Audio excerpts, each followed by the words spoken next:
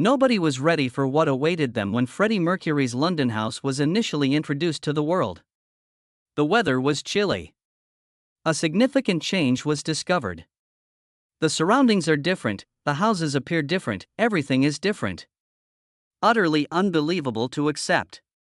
Beyond the decades of quiet and the ivy-covered walls, Garden Lodge was more than simply a rock star's estate. It was a secret museum dedicated to love, loneliness, and genius. What they discovered there, including handwritten lyrics, bizarre artwork, and tragic personal comments, not only shocked but also affected the world. His private, intimate life. A lot of people anticipated luxury when they first entered Freddie Mercury's Garden Lodge residence. Dramatic, rock star, velvet, and gold. They were unprepared for the raw, intimate pieces of a man who had meticulously concealed his soul beneath the loudest voice in rock history. Not the most dazzling findings were the most startling. It wasn't the crown, the costumes worn on stage, or even the ostentatious artwork. Rather, it was the silent things, the kind of things that don't shout but instead whisper, things that the world had never heard from Freddie before. Consider the now iconic lyrics to Bohemian Rhapsody, which were scribbled. Written in Freddie's meticulous, dramatic handwriting on notepaper sheets, they depict the transformation of the renowned 6-minute epic from jumbled words into the operatic masterpiece it is today. The experiments, the corrections, and the unadulterated creative drive are all visible. The kicker is this, though. A line that was entirely cut was included in one early copy. "There is a war going on outside, Mama. It remembers us and gives us a glimpse of the music that might have been. Music gods themselves revise, question, and begin anew. It dawns on you then. These are not artifacts. They are signs of life. And they're all over the place." An assortment of love notes was found by auctioneers in a silent drawer. From fans, not from lovers. Numerous ones, maintained. He was thanked by teenagers for making them feel heard. Older fans discussing how Queen's music supported them during times of illness, heartbreak, and grief. Sealed envelopes from 1984 and 1986 were among those that were never opened and were left to be read for decades. Mercury retained them regardless of whether he read them. It tells it all. Then, a set of very intimate Polaroids arrived, something few had anticipated.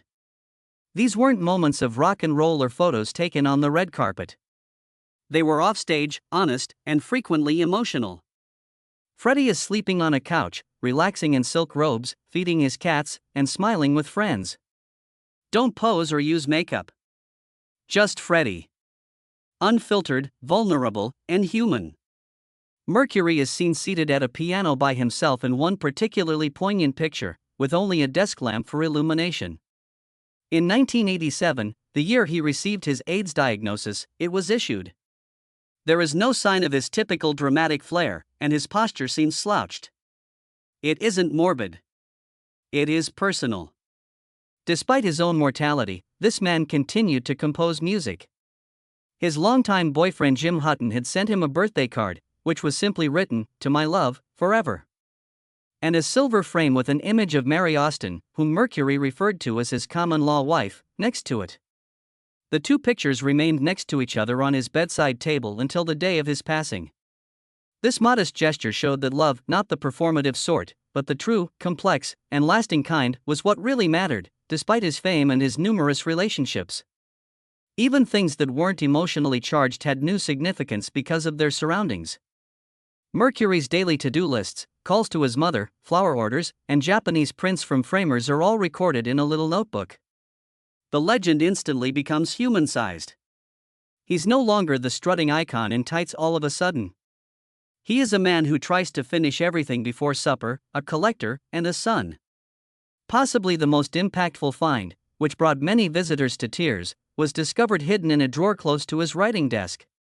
A pile of parting letters that Freddie had penned but never sent. Written in beautiful script, the majority were undated and addressed to friends or no one in particular. One read indicates that I was unable to say it face to face. If you're reading this, don't keep quiet while you mourn me. Go louder, and don't make a public announcement. Not a big exit. Only these personal farewells, waiting in the dark. We may easily assume that we knew Freddie Mercury. The concerts, the interviews, and the videos are all ingrained in popular culture. But this? This time, it was different. Garden Lodge was more than a house. The location was a vault. It was a location where the true Freddie Mercury, the introspective, secretive, messy, sentimental Freddie, still resided in pen and materials. It wasn't the luxury that was shocking. Intimacy was the key. We saw the performer before the show, the man before the legend, and the world for the first time actually got to know him. Even though he used to walk the world's largest stages wearing regal cloaks and glittering leotards, Freddie Mercury had surprisingly calm taste at home. It's quirky, indeed. Of course, it's lavish. Not the raucous, boisterous luxury you would anticipate from one of rock's most flamboyant frontmen, though. Rather, something unexpected was disclosed by Garden Lodge. A cat lover's heart, a collector's mind, and an artist's sense of aesthetics. The most unexpected thing was Freddie's obsession, and it was an obsession. Along with antiques and Japanese art.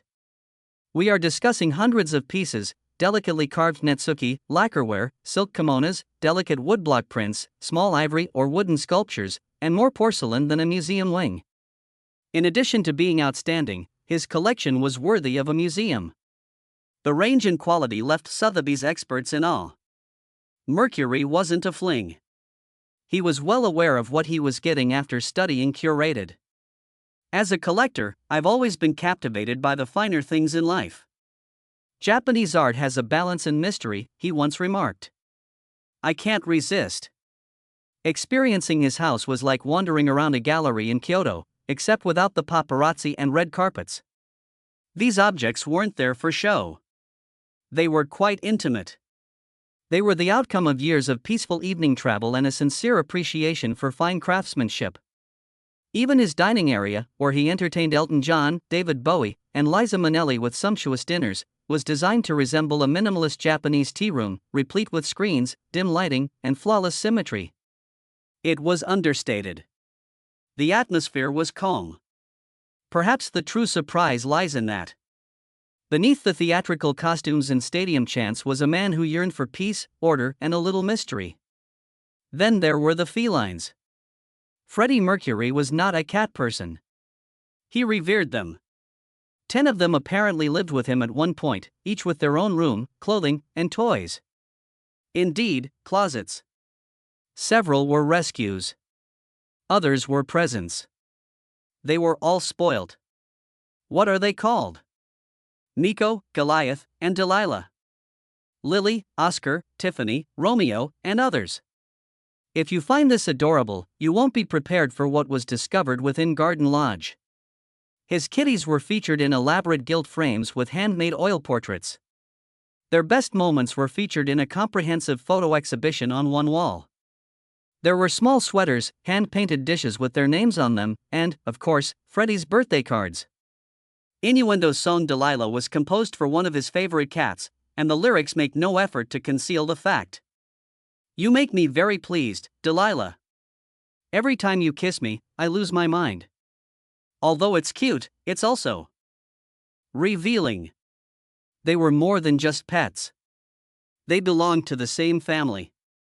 They provided companionship on sleepless evenings and amusement when ailing. When the outside world became too noisy, there was calm bliss. And the cat stayed at a house that was closed to most people after his diagnosis. Loyal and cherished without fail. Freddie didn't completely give up the flair, of course. No, he couldn't. Moments of pure Mercury enchantment were interspersed with the calm Japanese compositions and the shrines to fluffy cats.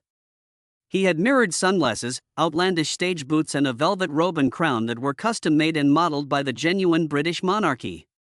But even these were kept in a fastidious manner, either in drawers lined with velvet or in glass display cases.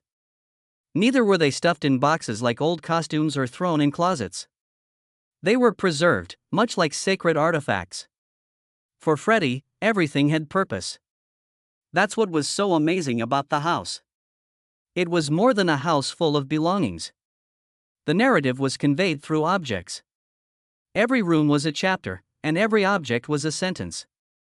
Together, they created a portrait that no biography could ever fully capture, even though some were loud and some were whispery. Let's be clear about that. Celebrity hoarding wasn't this. This wasn't how much I purchased.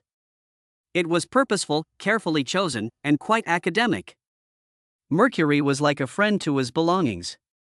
Every item had its place.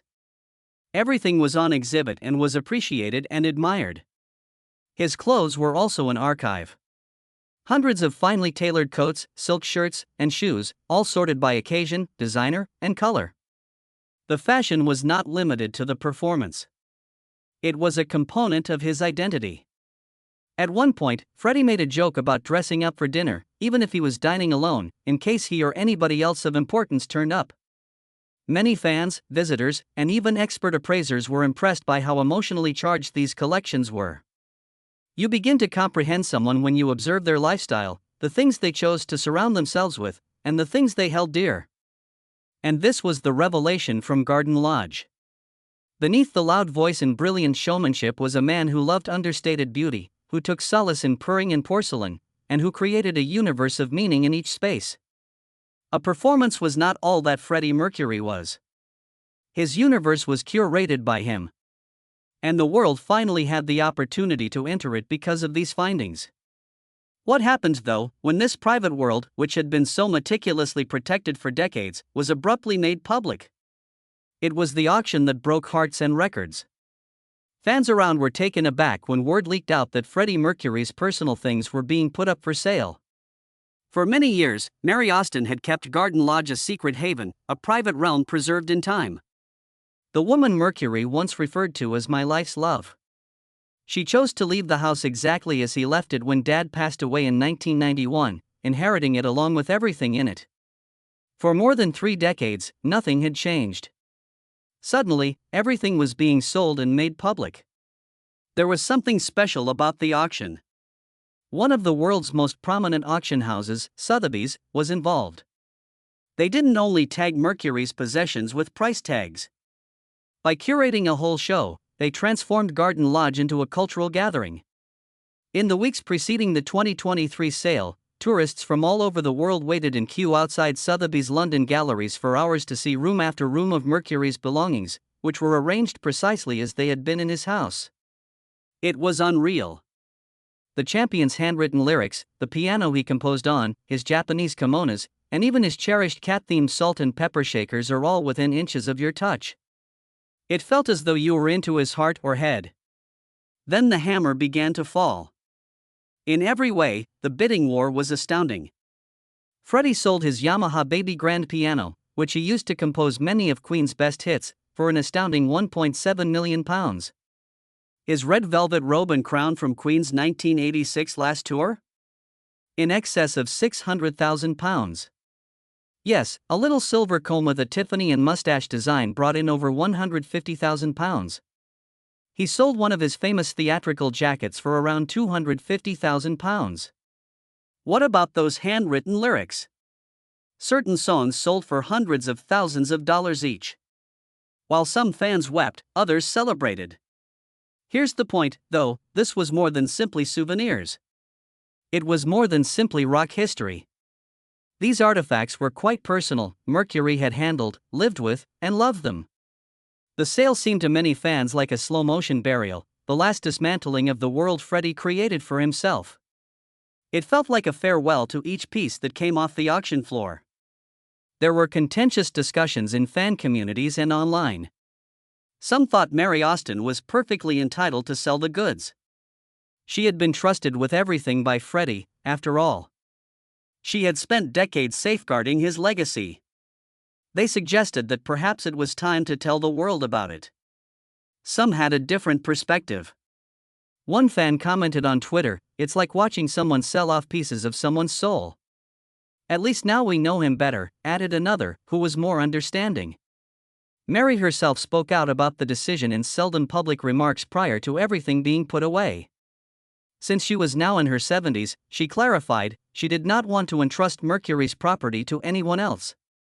In many respects, the sale fulfilled her wish that supporters would feel more connected to him, she underlined. However, that notion has a tension. Because a lot of things ended up in private hands, while others went to institutions and collectors who pledged to keep them safe. Scatterings included Freddie's final handwritten grocery list, his favorite tea set, the painting above his bed, and other items from his world. They also took small fragments of background, narrative, and relationship with them. But even in the midst of the commotion, there were beautiful moments. A fan in Japan purchased a delicate ukiyo-e print by Mercury and pledged to give it to a gallery in Tokyo. With the intention of touring it through schools and LGBTQ+ centers, a wealthy benefactor purchased his renowned stage garment. With the simple statement, "I just wanted to give something back to him," an anonymous bidder who was allegedly a lifetime Queen fan paid thousands of dollars for Mercury's favorite waistcoat. Despite the large sums of money, the auction was never truly about wealth. Emotion was at play. If decades after his passing, people still yearn to be near Mercury, to comprehend him, and to possess, if for a little time, some of his enchantment. It was about how his life affected millions of people. Unquestionably, witnessing a heritage being sold one lot at a time is heartbreaking. Letting it breathe again, however, has a potent effect as well. These artifacts were silent for years. On exhibit, in homes, in museums, and in recollections, they now lead new lives. Despite the fact that the auction shattered records, it also opened and broke hearts. And by doing this, it brought Freddie Mercury's true self to the world's attention. In addition to being a performer, they were also a person, a collector, a friend, a lover, a mystery, and, more than ever, a legacy that you could practically touch. Beyond the headlines and the sale, what did all of these items actually tell us about the guy who created the legend? Art, identity, and the subdued might of Freddie. The glitz and glamour of Freddie Mercury's existence are easy to get caught up in. Unwavering magnetism, extravagant outfits, outrageous interviews, sold-out stadiums, and a 4-octave voice. The world discovered within his house, however, was far from the spectacle of a rock star. It drew aside the velvet curtain to show a life intricately linked to history, art, culture, and identity. Not only were these the belongings of a well-known individual, but they were also relics from an important life. His narrative speaks to millions of individuals who are looking for themselves, as well as to music, culture, and history. The extent to which Mercury was committed to maintaining beauty was among the most intriguing discoveries found from the Garden Lodge collection. Emotional, cultural, and artistic beauty are all equally important as physical beauty. For instance, his vast art collection didn't seek status or follow fashion. It displayed an aesthetic that was quite personal. He had Art Deco glassware, Victorian silver, Japanese woodblock paintings, and even Salvador Dali's pieces on his shelves and walls. Even when no one else was around to hear, this man surrounded himself with items that told stories and found value in things that spoke softly. It was more than simply taste, though. It has to do with identity. As a cultural outsider, Mercury was raised in East Africa, a British boarding school in India, and finally England. Mercury was born Farrokh Bulsara in Zanzibar to Parsi Indian parents. When he completely changed his name and persona, his home's contents quietly conveyed this multi-layered character. Asian textiles, Persian rugs, and Hindu figurines. A single cultural story did not exist. Only a mosaic, a merging of the East and the West, flamboyance and restraint, old tradition and new rebellion, was present. To appreciate the significance of it, you must comprehend what Freddie Mercury stood for, particularly to those who were marginalized. He was a queer guy of color who achieved the pinnacle of a male-dominated, white field. And he did it how he wanted. He never truly came out as the contemporary world would have him, but he also never denied himself. He was not categorized. With equal intensity, he embodied both femininity and masculinity. He made the distinctions between power and vulnerability, as well as between rock god and diva, hazy. And in that uncertainty, he turned into a liberation figure. That internal balancing effort was evident in the artifacts found in his house, particularly the more personal ones. He was ebullient, unrepentant, and crazy on stage. However, there were signs of loneliness off stage. Of silent desire. Tender doodles, handwritten love messages, and meticulously maintained photographs were all present. These weren't merely oddities of celebrities.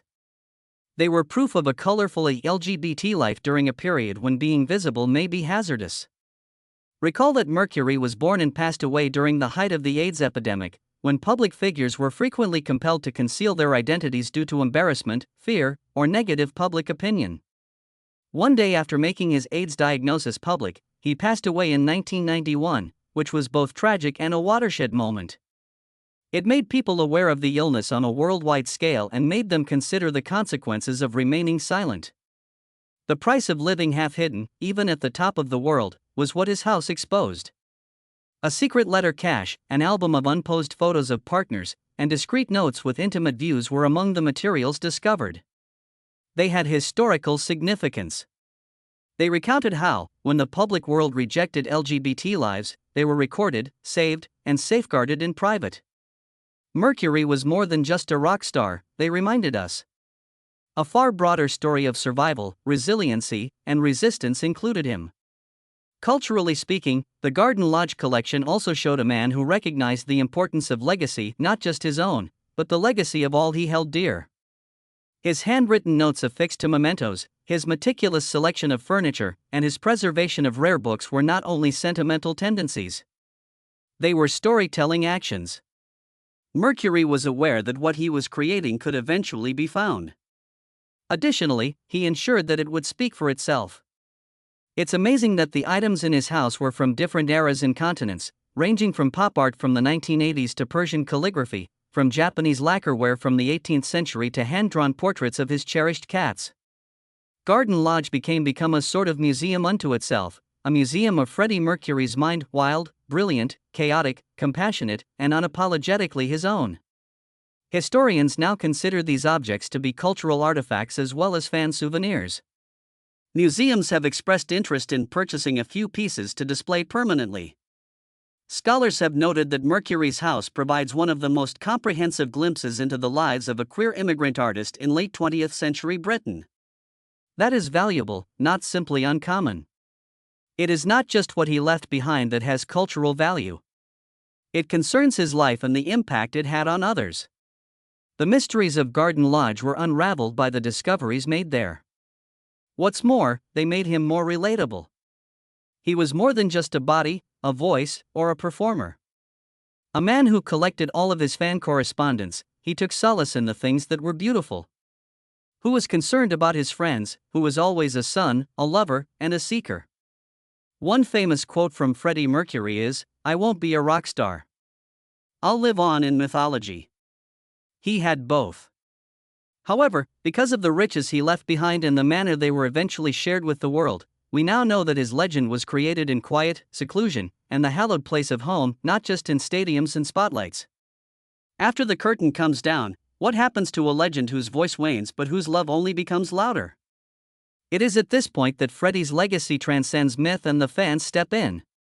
The eternal symbol. For the vast majority of admirers, Freddie Mercury was more than just a rock star. He was an embodiment of a myth, with a presence that illuminated entire stadiums and a voice that could shatter the sky. He appeared to be larger than life itself. But when Garden Lodge's walls were eventually demolished, something changed. The legend persisted. It became more profound. Because the contents not only validated his genius but also showed his humanity, which further enhanced his legacy. Fans worldwide had an instantaneous and strong emotional response. For hours, several people waited in queue outside Sotheby's only to spend 10 peaceful minutes surrounded by his possessions. Individuals sobbed aloud in front of his scribbled lyrics, remained hushed in rooms furnished with his furnishings, and murmured to one another as though they were in a hallowed space. Many others didn't care about the money or the glitz. It has to do with bonding. During his last years, Mercury was surrounded by these items. He was sitting in this chair listening to opera. When he answered the door, he was dressed in that robe. The props weren't these. They were the remains. The responses on the internet were equally strong. Through Instagram stories, YouTube walkthroughs, and TikToks, fans were chronicling every aspect of the show. When they saw his piano, some people posted heartbreaking pictures. Some recalled how Queen's music helped them come out, healed them, or rescued them. Surprisingly, several individuals likened the experience to going to a shrine, not to a deity, but to someone who had made it sing by carrying their suffering in private. The fact that Freddie Mercury wasn't an aloof, unapproachable person is the problem. To his admirers, no. Care, uncomfortable, artistic, misinterpreted, fearful, bold, and contradictory, he was one of them. When his private life was fully revealed, with the shopping lists, letters, heartbreaks, and cat bowls, admirers felt closer than ever. What they discovered in his house added to the tale rather than lessening it. However, as admirers welcomed this new, personal picture of Mercury, another event took place. The myth started to take shape. Prior to the auction, the public had a significant influence on Mercury's history. In one way or another, the movie Bohemian Rhapsody, the tribute concerts, the music videos, the biographies, the statue in Montreux, and the record-breaking performances. Now, however, a new form of storytelling has evolved with the release of hundreds of extremely intimate artifacts. Not through headlines, but through objects. The quieter narrative of Freddie's identity was pieced together by fans, not only academics or critics, after the crowds had left and the cameras had stopped rolling. Small objects became holy texts all of a sudden. His passport, his address book, a recipe in his handwriting, and a pair of well-worn shoes. They were more than just objects. They served as emotional time machines, taking admirers back to a time when a man poured tea, sat at a piano, passed through a door, loved sincerely, and feared death. Furthermore, they helped others recognize themselves in him. Mercury's return was extremely significant to LGBTQ+ supporters since that's how it felt. It provided a unique, unvarnished glimpse of a full LGBT life. Not tokenized, not tragic, and not sanitized. Simply put, faulty, amazing, confidential, strong. He made a difference without having to appear in a press conference. Every silk garment, porcelain kitten, and unsent love letter were all manifestations of his truth. Fans were now able to see that reality, perhaps even touch it, and spread it. The reaction from fans also spurred a new conversation on how to honor and protect the legacy of celebrities. Should everything be preserved as it was in Graceland? Should the public be able to access it? Is it an act of sharing or treachery to sell it off? The argument will go on. One thing, nevertheless, is obvious. There has never been anything like the way Mercury's legacy developed through his house. It did more than evoke sentimentality. It provoked reflection. Then there's the query that Mercury would most likely have found amusing. Would he have desired this outcome? There is no way to be certain. He was both a showman and a very private person. He fiercely protected his house. But as though he were curating his own museum, he gathered artwork. People would be interested, he knew. He realized that his death was not the end of his narrative. Perhaps he wished for the world to discover him once more. In a silk robe, next to a pile of vintage opera CDs, and not in a stadium, nursing a cat named Delilah. Since it might be the myth's ultimate metamorphosis. Not only was Freddie Mercury, the fiery frontman of Queen and the author of Don't Stop Me Now and We Are the Champions, a celebrity who faded away too quickly. He was a person who created a beautiful, artistic, and meaningful life for himself. And because of what he left behind, the narrative is no longer solely about tragedy or celebrity. It is about choosing joy in the midst of suffering and about love. About discovering the magic in ordinary objects and creating a universe that is worthwhile, even if you are aware of the conclusion. Therefore, Freddie Mercury's legacy lives on, not just on stages or playlists, but also in living rooms, as admirers all over the world now showcase a teacup, a lyric sheet, a signed portrait, a favorite book, or other mementos from his life. Within memories, within hearts. He left more than simply a voice. A universe was left behind by him. One famous quote by Freddie Mercury is, "I'm not going to be a star. I will become a legendary figure." In a different way than most people believed, he was. The true legend was more than just the celebrity, the music, or the performances. It was in the handwritten lyrics, the tea-stained letters, and the faded Polaroids. The porcelain kitties were in fantastic condition. It was in the house he filled with spirit, beauty, and solitude. Instead of being sensational, what they discovered in Freddie Mercury's London house shocked the globe because it was so tragically human. A man who loved sincerely, collected wisely, and lived with quiet intensity was hidden under the glitz and the grandeur. The superstar was seen by the world for decades. Finally, they caught sight of the individual. Even though his possessions were dispersed, the sale brought millions of people together in love, awe, and sorrow. Fans saw themselves mirrored in his weakness. Historians valued his own experience. Freddie Mercury's legend became richer rather than less. Intricate, contradictory, and emotional layers. Are you a fan of Freddie? We would appreciate your feedback here. For more of our uploads, please subscribe to the channel.